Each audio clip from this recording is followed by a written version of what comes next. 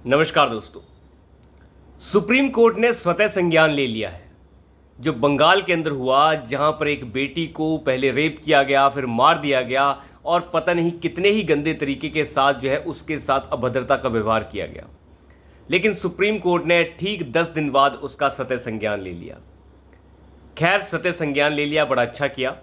वैसे supreme court बड़ी जल्दी स्वतः संज्ञान ले लेता है, लेकिन इस बार थोड़ा सा लेट हो गया। लेकिन सुप्रीम कोर्ट में इस केस को सुना गया। 3 जजेस की बेंच सीजीआई समेत इसकी सुनवाई कर रही थी, लेकिन चीफ जस्टिस ऑफ इंडिया ने यह साफ कर दिया है कि पश्चिम बंगाल के अंदर सरकार नहीं चल रही है, वहां पर एक वाहियादगी चल रही है। और एक तरीके से केंद्र सरकार को भी ये मैसेज देने की कोशिश की है कि आप लोग कर क्या रहे हैं, धारा 356 का प्रयोग क्यों नहीं हो रहा है।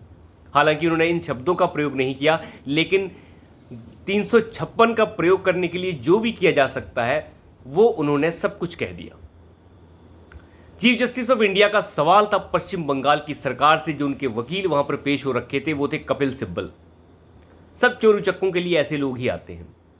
कपिल सिब्बल से चीफ जस्टिस ऑफ इंडिया ने यह बार बार पूछा कि आप हमें यह बताइए कि 9 तारीख की घटना यह है, 10 तारीख के शाम 5 बजे तक उसकी ऑटोप्सी होती है और 10 बजे की रात 11 बजे के आसपास जो है वो एफआईआर लिखी जाती है। 2 दिन तक आप क्या करते रहे? 9 तारीख की घटना, पूरा दिन गुजर जाता है, 10 तारीख को ऑटोप्सी होती है और ऑटोप्सी होने के 5-6 घंटे बाद एफआईआर लिखी जाती है, जिसपे लिखा जाता है कि अननेचुरल डेथ है। अंदाजा लगा के देखिए, चीफ जस्टिस ऑफ इंडिया का यह साफ कहना था कि वहां का प्रिंसिपल तो यह कह रहा था कि यह तो आत्महत्या है।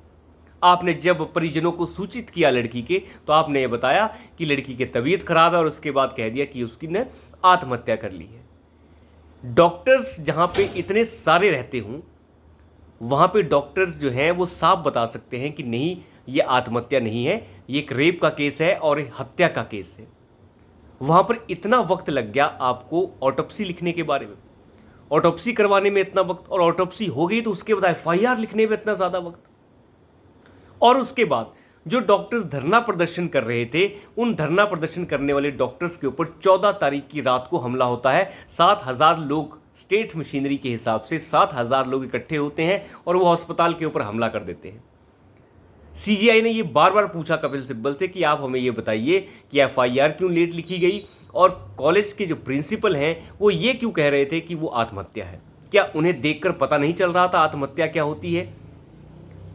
और जब 7,000 लोग अस्पताल के बाहर इकट्ठा होकर नंगा नाच करने को तैयार थे, तो क्या स्टेट की इंटेलिजेंस मशीनरी फेल हो चुकी थी?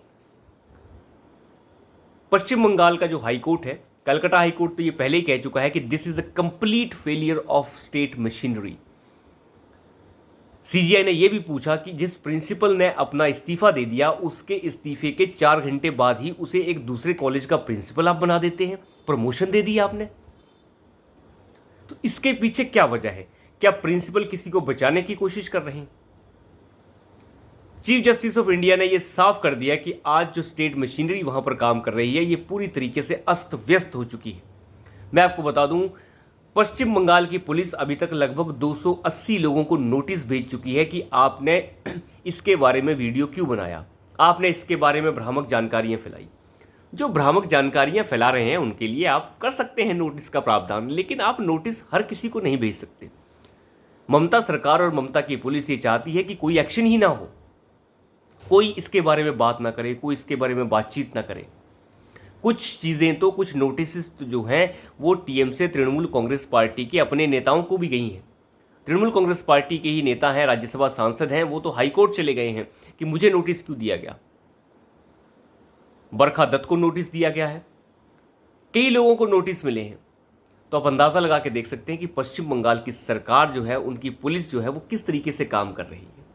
मोदी सरकार कितनों को नोटिस देती है, लेकिन मोदी सरकार जो है वो हाथ पे हाथ धरकर बैठी है। इसके सिवाय और क्या हो सकता है कि जब स्टेट के अंदर एक रेप हो रहा है, हत्या हो रही है और बर्बरता हो रही है, उसके ठीक 4 दिन बाद उस अस्पताल के ऊपर 7,000 लोग हमला कर देते हैं। क्या स्टेट मशीनरी झक मरवा रही है?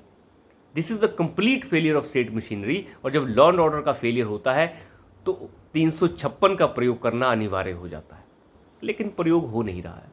मोदी सरकार चाहती है कि उनके हाथ में निवाला कोई दे दे, निवाला हाथ में क्या, कोई मुंह में डाल दे तो बहुत बढ़िया है। जो भी होना है वो सुप्रीम कोर्ट कर दे, हम कुछ नहीं करेंगे, तो ऐसा नहीं होता। ये बहुत बड़ा गलत मैसेज मोदी सरकार भी देने की कोशिश कर रही है, जहां पर इस तरीके का व्यवहार, जहां पर डॉक्टर्स ये कह रहे हैं कि हम सेफ नहीं हैं, हम बहुत ज़्यादा दिक्कत में हैं, जहां की पुलिस 280 लोगों को नोटिस भेज चुकी हो कि इसके ऊपर वीडियो क्यों बना रहे हो, वहां पर किस तरीके के हालात होंगे ये देखने लायक है। सुप्रीम कोर्ट ऑफ इंडिया ने आज ये साफ कह दिया कि आप बृहस्पतिवार की सुबह को हमें ये बताएंगे कि आपने अभी तक सीबीआई ने इसके ऊपर क्या जांच की है, सीबीआई की जांच कहां तक पहुंची है, और पश्चिम बंगाल की पुलिस भी ये बताएगी। लेकिन कपिल सिब्बल तो बस पूरा सुनवाई के वक्त यही कहते रहे कि माय लॉर्ड ये गलत है, ये सही नहीं है, जो जानकारी आप दे रहे हैं वही गलत है। चीफ जस्टिस ऑफ इंडिया का तो साफ पूछना था कि 9 तारीख की घटना, जिसमें जाके ऑटोप्सी जो है 10 तारीख की 5 बजे, शाम को 5 बजे कंप्लीट होती है। अंदाज़ा लगा के देखिए, एक डॉक्टर छोटा सा इंस्पेक्शन करने के बाद ही बता देता है कि क्या चीज़ है, और उसके बाद जब आप एफआईआर लिखते हैं तो उस एफआईआर के आप अंदर अननेचुरल डेथ लिख देते हैं। आप ये भी नहीं लिख पाते कि ये मर्डर है और रेप का केस है और दूसरे तरीके की जो भद्रताएं हैं उसका केस है। कुछ नहीं लिखा जाता। क्या बचाने की कोशिश हो रही? ये बचाने की कोशिश है। ममता बनर्जी जो पश्चिम बंगाल की होम मिनिस्टर भी हैं, स्वास्थ्य मिनिस्टर भी हैं, हर चीज़ की मिनिस्टर है, मुख्यमंत्री भी है, वो धरने पे, वो धरना, ये प्रदर्शन और ये पता नहीं क्या क्या, वो रैलियां निकालने लग जाती है कि न्याय जल्दी मिलना चाहिए, न्याय जल्दी मिलना चाहिए। ये आप अंदाज़ा लगा के देखिए, क्या सरकार का मुख्यमंत्री ही अगर सड़कों पर उतर जाएगा कि जांच जल्दी होनी चाहिए, हत्यारों को जो है वो फांसी पर लटका देना चाहिए, तो उसे फांसी पर लटकाने का काम कौन करेगा? जिन लोगों से 2 दिन तक ऑटोप्सी नहीं हो पाई, जो लोग 2 दिन तक एफआईआर नहीं लिख पाए, 9 तारीख की घटना जो सुबह ही पता चल गई, वो घटना की जो बात है, 9 तारीख की घटना का जो है 10 बजे तक सुबह सब कुछ पता चल जाता है। 9 तारीख की घटना का जो पूरा का पूरा विवरण है वो 10 तारीख की शाम तक होता रहता है, कुछ किसी को कुछ पता नहीं चलता। एफआईआर तक नहीं लिखी जाती। एफआईआर लिखने के लिए इतना वक्त लग जाता है कि 9 तारीख की घटना हुई है, रात को घटना होती है, सुबह हो जाती है, दिन बीत जाता है, लेकिन उसके ऊपर एफआईआर के बदले ये लिखा जाता है कि वहाँ पर जो है एक अननेचुरल डेथ हुई है। तो सुप्रीम कोर्ट ने आज उधेड़ने की कोशिश की है ममता बनर्जी सरकार को भी, और कलकत्ता हाई कोर्ट तो इसके ऊपर भयंकर तरीके से अपनी टिप्पणियाँ कर ही रहा है। लेकिन इन टिप्पणियों से बात बनने वाली नहीं। इन ऐसी घटनाओं को और ऐसी स्टेट पुलिस को कोई ज़रूरत नहीं है काम करने की। तो आप अंदाज़ा लगा के देखिए कि किस तरीके से सरकार चल रही है।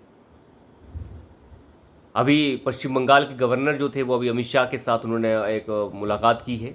उसके बाद कयास लगाए जा रहे थे कि राष्ट्रपति शासन की बातें हो रही हैं, पर मुझे नहीं लगता ऐसा कुछ हो रहा है। हालांकि उसके बाद उन्होंने द्रौपदी मुर्मू से भी मुलाकात की, लेकिन बड़ा मुश्किल है कि अभी ऐसा कुछ देखने को मिलेगा। लेकिन स्टेट मशीनरी पश्चिम बंगाल में फ्लॉप हो चुकी है।